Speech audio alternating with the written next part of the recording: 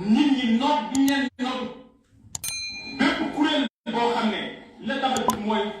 nit ñi noot bi ñeen noot nga tinki leen parce que loolu la benn saxaaba waxoon bi ñu demee di xeex benn bourse jamono bi mu ne jiit naa li nuxrija ila ibadati rabbil ibad ñi li tax a jóg islam mooy jëlee jaam ñi ci jaamu seen moromu jaam dem jaamu ki nga xam ne mooy seen borom. Donc la recherche de la souveraineté,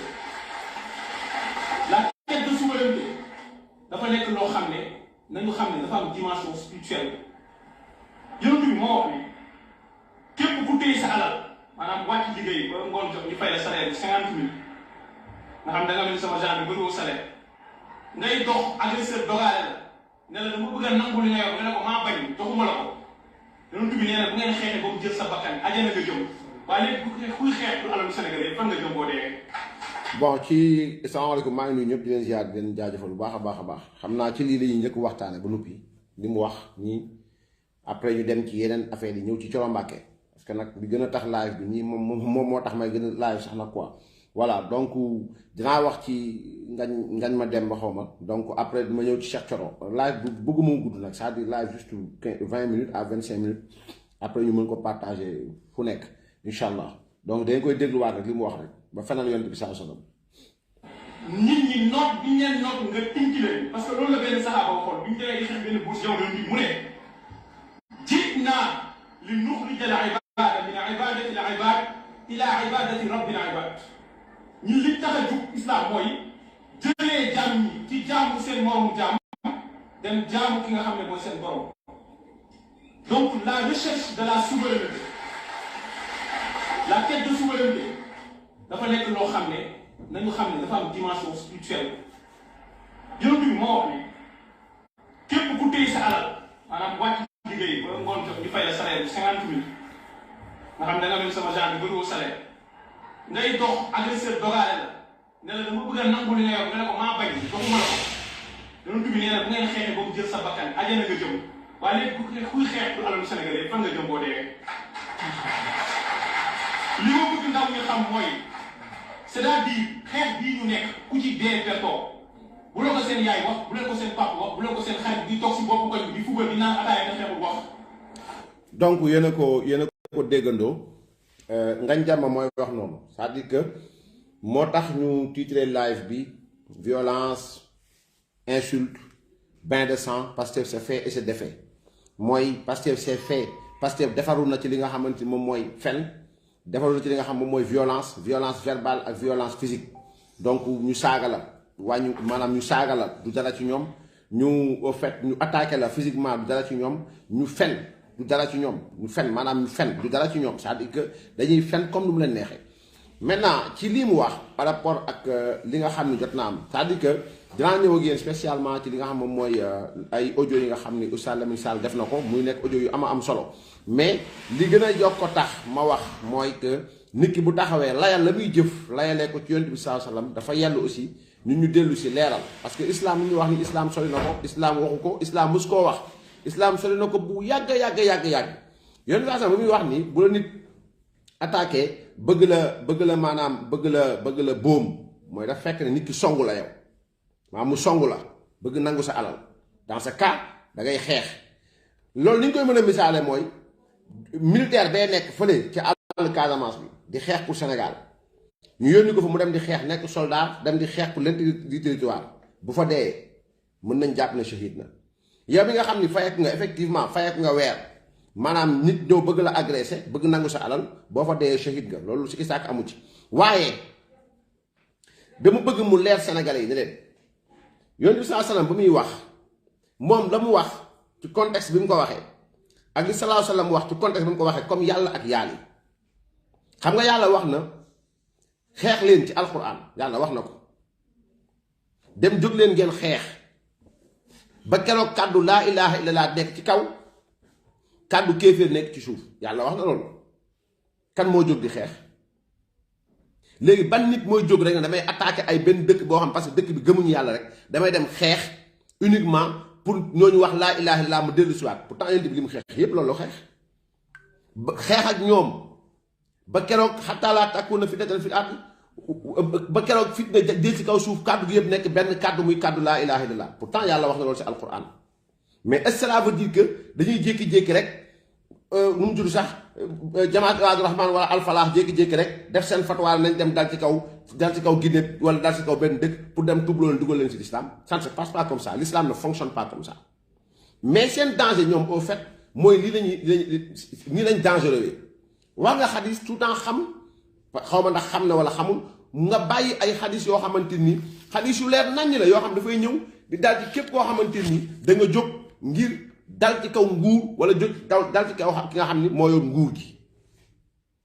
parce que sallallahu alayhi wa sallam amul lenn lu mu bàyyi wax na lii yéen a ko wax mais yonent bi wax na leen loo xam ni ci yéen lay waxal boo xam ni mi ngi nekk ci saxiixul Buxaari saxiixul Muslim xadis bi nga xam ni mooy xadis bu am solo bi nga xam ni dafa ñëw di leeral ci li nga xamante ni moom mooy ñoom li ñuy dund baabul amr bi luzumi al jamaa inda zuhuri al fitan wa taxziri duaat ila al kufri buntu la mu indil xadis boo xam dafa ne wa xaddasani Muhammad ibn Sahal ibn Askarin at-Tamimi حدثنا يحيى ابن حسان وحدثنا عبد الله ابن عبد الرحمن الدارمي أخبرنا يحيى وهو ابن حسان حدثنا معاوية يعني ابن السلام حدثنا زيد ابن السلام عن أبي سلام قال خزيف ابن يمان فقلت يا رسول الله إنا كنا بشر فجاء الله بخير فنحن فيه فهل من وراء هذا الخير شر فقال نعم فقلت هل وراء ذلك شر خير قال نعم فقلت فهل وراء ذلك خير شر فقال نعم قلت كيف قال يكون بعدي أئمة قلت كيف قال يكون بعدي أئمة لا يهتدون بهدايا ولا يستنون بسنتي وسيقوم فيهم رجال قلوبهم قلوب الشياطين في جثمان إنس قال قلت كيف أصنع يا رسول الله إن أدركت ذلك قال تسمع وتطيع لأمير وإن ضرب زهرك وأخذ مالك فاسمع وأطيع حديث بو ام solo leen bi sa sa wax moy tontu ki fen bi fen guduna mu ne wa hadathani Muhammad ibn Sahal ibn Askari at-Tamimi waxtaane nañu jotaayoo nañu ak ku ñuy woowee Muhammad ibn Sahal al-Askari ibn Sahal ibn Askari at-Tamimi kooku moom mu ne xaddasanaa mu ne jotaay nañ ak ki nga xam ne mooy Yaxya ibnu Xasaan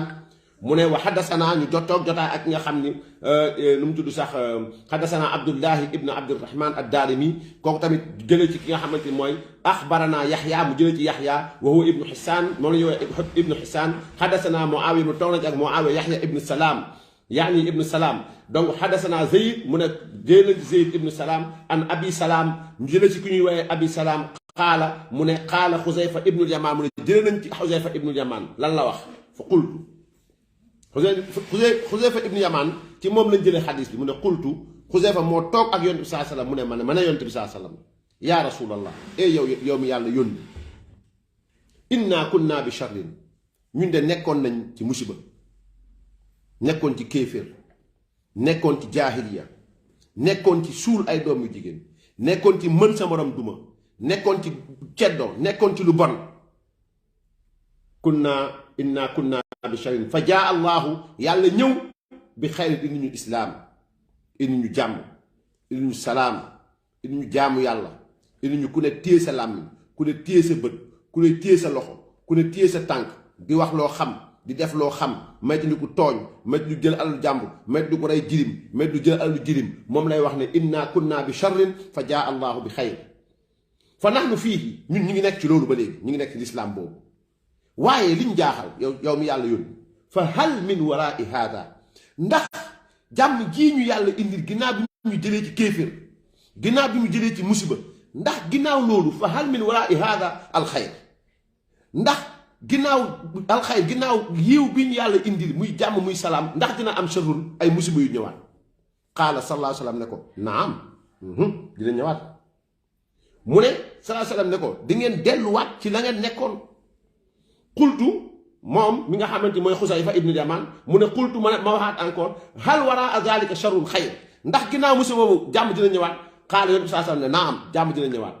qultu ma waxaat ko fa hal min waraa zalika xayr sharrun ndax loolu musiba boobu ab jàmm dina ñëwaat yonent bi saa sallam ne ko naam qultu ma bamtuwaat kayfa nan la mën nekkee xaala saa sallam ne ko yakunu baadi aimma yonent bi saa sallam ne sama ginnaaw dina am ay njiit laa yahtaduuna bi hudaaya duñu jëfandikoo duñu gouverner li nga xam mooy sama njub muy alquran wala yastanuuna bi sunnati duñu gouverner sama sunna maanaam duñu gouverner une république islamique une république charia duñ ci nekk ci lan la ñuy nekk maanaam dañuy nekk ci seen yëfi bopp mën nga ko jël comme laïcité mu ko jël comme leneen mu ne yakunu baadi aimma laa yahtaduuna bi hudaaya wala yastasnuuna bi sunnati duñu jëfandikoo alquran duñu jëfandikoo sunna wa sa yaqumu fihim dina am ci ñoom rijaalun ay nit yoo xam ne qulubuhum seen xol ya qulubu shayatin xolu sheytaana lay nekk fii jusmaani insi maanaam ci yaram ci yaram yoo xam ne yaramu nit la yaramu nit la ñuy yor mais xolu sheytaan la ñuy yor qaala yonent bi saa sallam ne qultu kayfa asna qaala moom Xusayfa ibnu Yamaan mu ne qultu moom mu ne kayfa asna ak bu ñëwee ba fekkee loolu lan la ñuy def bu ñëwee ba fekkee ay njiit yoo xam ni attewuñ lislaam attewuñ sharia attewuñ alquran attewuñ sunna attewuñ hadis ana nan la ñuy def ñun mooy ñan ñun frère musulman yi taxaw ñun mooy ñan ñun mooy ahlu sunna bi taxaw ñun mooy ñan ñun mooy tijaan bi taxaw ñun ñooy ñan ñun ñooy murit bi taxaw ñun ñooy taxaw sufiyanke bi taxaw ahlu sunna bi taxaw ñun ñëpp bu ñëwee ba fekkee jamono joo xamante ni dañ nekk ci république laïque bu mel ni Sénégal gouverné par un président du peuple par le peuple pour le peuple un président dans une république laïque mu ne xaala moom Xusayfa ibn Yamaan mu ne fa xultu yonent bi saa salaam mu laaj yonent bi saa salaam kayfa asnaa nan la ñuy def bu boobaa yaa rasulallah yow mi yàlla yónni in adraktu zalika bu ñu fekkee loolu xaala sallallahu alayhi wa sallam ne tasma ngeen dégg wa tutii ngeen topp tasma wa tutii obéir aux lois laïques billahi hadis bi mu ngi si muslim obéir aux lois laïques tasma wa tutii lil amir président ba fa nekk premier ministre ba fa nekk gouverneur ba fa nekk déggal ko toppal ko tasma wa tutii wa in duriba zaharak même bu lay dóor tasma wa tutii déglul te topp wa uxisa maalak même buy jël sa alal tasma wa tutii muñal nga jël nga bàyyi ko mu jël te nga muñ nga dégg ko nga topp ko fasma wa atiya salaa salaam lii la wax kon xam nga ni lii waroon na ak li mu wax nii ma ñëw ma tagal leen ko kii Ngagne Demba li mu wax nii c'est pour embobiner la jeunesse déggu leen. bépp kuréel boo xam ne la tax a jug mooy nit ñi noot bi ñeen noot nga tinki leen parce que loolu la benn saxaaba waxoon bu ñu demee di xeex benn bourse yow leen di mu ne ji'naa li nuxrija al ibaada min ibadati al ibaad ila ibadati rabbil ibaad ñun li tax a jug islam mooy jëlee jaam ñi ci jaamu seen moromu jaam dem jaamu ki nga xam ne mooy seen borom donc la recherche de la souveraineté la quête de souveraineté dafa nekk loo xam ne nañu xam ne dafa am dimension spirituelle yonent bi moo wax ne képp ku téye sa alal maanaam wàcc liggéey ba ngoon jot ñu fay la salaire bi 50 000 nga xam da nga mel sama genre bi bëriwoo salaire ngay dox agresseur dogaale la ne la dama bëgg a nangu li nga yor nga ne ko maa bañ joxuma la ko yonent bi nee na bu ngeen xeexee ba mu jël sa bakkan ajana nga jëm waaye léegi kuy xeex pour alalu Sénégal yi fan nga jëm boo dee li ma bëgg ndaw ñu xam mooy c'est-à-dire xeex bii ñu nekk ku ci dee pertoo bu la ko seen yaay wax bu leen ko seen papa wax bu leen ko seen xarit bi toog si boppu koñ bi di fubal di naan ataaya te xeexul wax. donc dégg ngeen c'est-à-dire que li mu wax nii c'est en porte-à-faux avec l'islam jàngale buntu bii ci saxiixu muslim mooy buntu bi nga xam ni mooy buntu obligation nga nekk ci mbooloo bu fekkee dem na ba fitna commencé génn obligation bi nga am même bu nekkee tu es dans une république boo xamante ni nguur gi fa nekk kàccoor la nguur fa day jël alalu jàmbur nee na bu boobaa yow ma nekk ci nguur gi dégg lañ la sant ak topp sant ñu la ngay xeex mënul nekk parce que salaa salaam nee na képp ku jóg songu buur boo ci dee nga deewu jaahil mooy lan boo ci dee tabbi safara yàlla nañ ci yàlla musal ñu dem ci beneen xadis boo xam ni dañuy dem ci Buxaari xaddasanaa Muhammad ibn Kathir axbaranaa Sufyaan an Usmaan an Zayd ibn Wahab an ibn Mas'ud an nabi sallallahu alayhi wa sallam qaala satakunu athara wa umurun tunkirunaha qaalu ya rasulallah fama ta'muruna qaala tu'addu al-haqqa alladi alaykum wa tas'aluna allaha alladi lakum lii la wax ci Sahihul Buxaari càllale xadis bi daa leen jox moom dafa wax xadis yax ba la wax man dama leen wax càllale ga maanaam ca ñañ ko jëlee ci Muhammad ibn Kathir mu ne ki ko xibaare xadis bi mooy Sufyaan mu jëlee ci Usmaan mu jëlee ci Amas mu jëlee ci Zayd ibn Wahab mu jëlee ci an ibn Mas'ud mu jëlee ci ibn Mas'ud ibn Mas'ud jëlee ci yonent bi sallallahu alayhi wa sallam an nabi sallallahu alayhi wa sallam qaala satakunu athara wa umurun tunkirunaha qaala ya rasulallah fama ta'muruna qaala tu'adduna al-haqqa allazi alaykum wa tas'aluna allaha allazi alaykum mu ne bu ngeen demee yonent bi sallallahu alayhi wa sallam nee na sama ginnaaw dina am ay mbir yoo xam dafay am yoo xam ni day woroo ak li nga xam ni jàngal naa leen ko jox leen ko muy alquran muy hadis muy ngeen jëfandikoo li leen yàlla yónni muy téere bi ay mbir yoo xam ne maanaam da leen di desservir du leen jariñ dañ leen di noot dañ leen di def nangam tunkiruun wa umurun tunkiruunaha xaalu jotaay ba mbooloo ma toogoon fekk yonent bi sallallahu alayhi wa sallam ne yaa rasulallah yow mi yàlla yónni sallallahu alayhi wa sallam fama ta'muruna loo ñuy digal buñ fekkee loolu loo ñuy digal ñun frère musulman buñ fekkee jamono jooju loo ñuy digal ñun ibaadu rahman buñ fekkee jamono jooju loo ñuy digal ñun alfalaax loo ñuy digal ñun ahlu sunna wal jamaa loo ñu digal ñun tiijaan beeg murid beeg xaaj beeg laayeen beeg nangam sangam yow yonent bi sallallahu alayhi wa sallam digal ñu wax ñu lu ñu war a def mu ne leen tu'adduuna al-haqqa alladi alaykum loi bi ñu war a appliquer seen kaw nangu leen ko la loi sénégalaise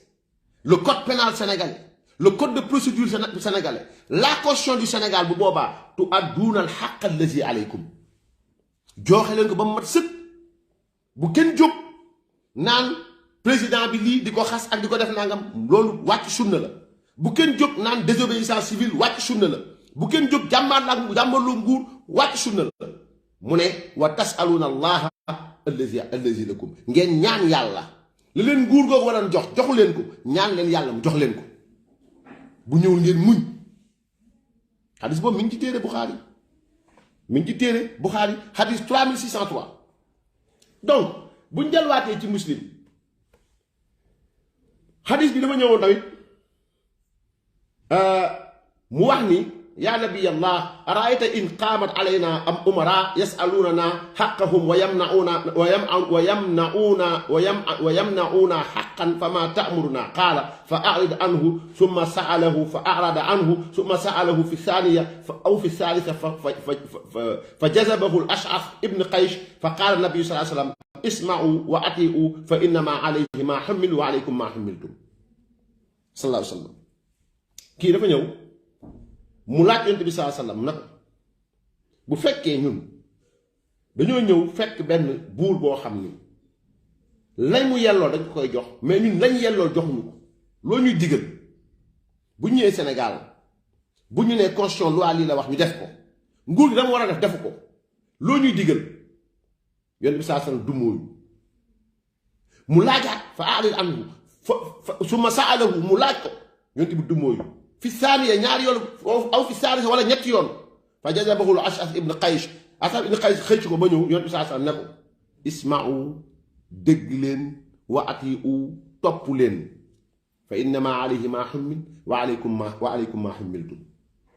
yonent bi saa saa ne ko bu ngeen fekkee jamono jooju déglu leen te ngeen topp écoutez et obéissez bu leen désobéir bu leen ñàkk déglu bu buur mënul nekk kon sallallahu alayhi wa sallam lii la jàngale kon Pastef seeni violence seeni fen seeni mensonge yëpp dañ ko bëgg teg ci daawa nee nañu te yonent bi saa salaam mi yàlla yónni woon udu ila sabi rabbika bil hikmati wal maw'izati al hasana wa jaadilhum billati hiya ahsan yonent boobu yàlla yónni woon noonu moom la yàlla yónni woon daawa bi te loxoom la yàlla tegoon daawa bi maanaam daawa mooy la prédication l'appel vers l'islam moom moo ñu jàngal ni bu jamono ñëwee bañ ñëw république mel ni Sénégal nga xam du Macky Sall moo ko def république laïque du Amadou Ba moo ko def république laïque du APR ñoo ko def république laïque loolu benn la ñaareel bi mooy ndax buur bi fi nekk muy président Macky Sall Yonent bi saa salaam waxoon ne bu leen xeex ak ñoom fekk terewuñ leen julli bu leen xeex ak ñoom fekk terewuñ leen julli buñ leen teree julli nag xeex leen loolu moom kenn du ko may kenn mais fekk tere buñ leen fekk terewuñ leen julli ngeen xeex ak ñoom ku ci dee nga deewu jaaxin waaye nga am président boo xam ne tabax na Tivaouane tabax na Touba tabax na Ndiassane tabax na famille omarienne jox na sax ahlu sunna wal jamaa a pàkk fële pour ñu am fu ñu tabax seeni mbir ñu mu leen tabaxal jàkk leen tabaxal juma defar ay yoon yi jëm ci jàkk yi bu ngeen di gàmm mu dem bu ngeen di màggal mu dem bu ngeen wootee ñu dem fa ndax président boobu xañ na leen jaamu yàlla xañu leen ko mais au fait li ngeen di woo nit ñi mooy ngeen wàcc sunna wàccloo ndaw yi sunna mooy lan mooy ngeen wàcc sunna Yonent bi sallallahu alayhi wasallam mooy Ousmane Sonko taxaw ne day jàmmarloo nguur ngeen ko koy layal ci alquran ak sunna te muy lu bon mooy feneen ngeen Yonent bi sallallahu alayhi wasallam feneen ngeen xadis feneen ngeen sunna feneen ngeen alquran tamit donc loolu mooy li nga xam ni bëggoon naa ko kii pour bañ live bi gudd. Deuxième bi nga xam ne bëgg naa ko wax muy dama gis ñu bëri ma gis ku ñu woowee Thioro Mbacké nekk député Pastef xawma Pastef la xawma nekk seen député donc di défier autorité Touba yi di défier di wax lu ko neex mu bëgg ko indi wax joo xam ne waxtu leer la tey bëgg ko wax ñaari mbir Thioro nga déglu ma bu baax kullu ku Serigne Touba meññi wala nga bokk ak Cheikhul Khadim nanguloon ko démb xam nañ la dama leen jox misaal bu ndaw Cheikhul Khadim dafa am ñoo xam ni ay mbokk jegeñaaleem lañu am ay mbokk yoo xam ne xamu nañ ko sori maa ngi ciy ñëw léegi mbokk jegeñaale mën nañ ci lim ku mel ni Mame Mor Diarra Mbacké moom ak sëñ bi ñoo bokk wayjur bu góor bokk wayjur bu jigéen Mame Mor Diarra boo demee nga ne Mame Mor Diarra am nga maam Thierno Ibrahim Mbacké ndaamal daaru mook sëñ bi ñoo bokk wayjur bu góor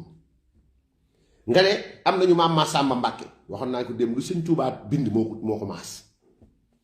mook sëñ bi ñoo bokk benn wayjur bu góor maam Balla Thioro Mbacké mook sëñ bi ñoo bokk benn wayjur bu góor maam Cheikh Thioro Mbacké bokk la Thioro mii de maa ngi ciy ñëw mook sëñ bi ñoo bokk benn wayjur bu góor maam Cheikh Anta Mbacké borom gaawaan mook sëñ bi ñoo bokk benn wayjur bu góor maam Afe Mbacké mook sëñ bi ñoo bokk benn wayjur bu góor maam Afe bokk ak maam Cheikh Anta Mbacké borom gaawaan bokk wayjur bu góor bokk wayjur bu jigéen ñi ma leen limal nii ñépp dañoo nanguloon sëñ Touba te démb ba mu wootee xam nga boo waxee ni Mame Mor Diarra ñépp ko xam ci yoonu murit bamba na bambam ba bambam maase ba bamba gërëm ko ci bambam googu ñépp ko xam Mame Mor Diarra maam Thierno Ibrahim ndaamal daara ba bamba di dem moom la dénkoon njaboot gi muy samp daara yi koo koy maam Thierno kooku mooy maamu Cheikh Ahmadou Mbacké Kara kooku mooy maamu maam Thierno nii bu ñu nee maam Balla Thioro Mbacké kazalika maam Cheikh Thioro Mbacké kazalika maam Cheikh Anta Mbacké borom gaawaan kazalika maam Afe Mbacké kazalika ñii nanguloon nañ Cheikhul Khadim kon Thioro nañu wax ci ñii ma lim Thioro Mbacké ñan ñoo ko njaboote ci fan la soqee ko parce que dama jàpp ni yenn yi bëgg nit ñi bëgg def Touba du sotti man nag man guerre laa ko déclaré parce que boo gisee Thioro osé défier autorité Touba osé défier sëñ Mountakha Mbacké man dama jàpp ne ci deret lay doon parce que kulul maanaam lépp li nga xam ne sëñ bi da leen njabootee ñu xam lan mooy yoonu murit seeni wéyjur soobu woon ci démb jaay seen bakkan jaay seen maanaam jaay seen bakkan jëndee seen deret taalibe dem bëgg sëñ Thioro mu wax nit ñi Sénégalais yi ne leen moom ci ñi ma lim kan moo ciy maamam ci ñi ma lim kan moo ciy maamam boobaa rek wax ji leer parce que nag ña nanguloon démb sëñ bi seeni sët ba léegi ñu ngi nangu sëtu sëñ bi waaye nag ku sa maam bañaloon démb sëñ bi sëtu kooku mënta nangu sëñ Muntaxa man loolu laa wax dama ne ku sa maam bañaloon démb sëñ bi sëtu kooku mënta nangul sëtu sëñ Tuubaa ba moo waral lu fu mës am ñu tàmbali ko fay def ànd ak ñoo xam ni ay jaahil juhala yoo xam ne tekkiwuñ dara ci réew mi dugg ci dëkk bi désacraliser dëkk bi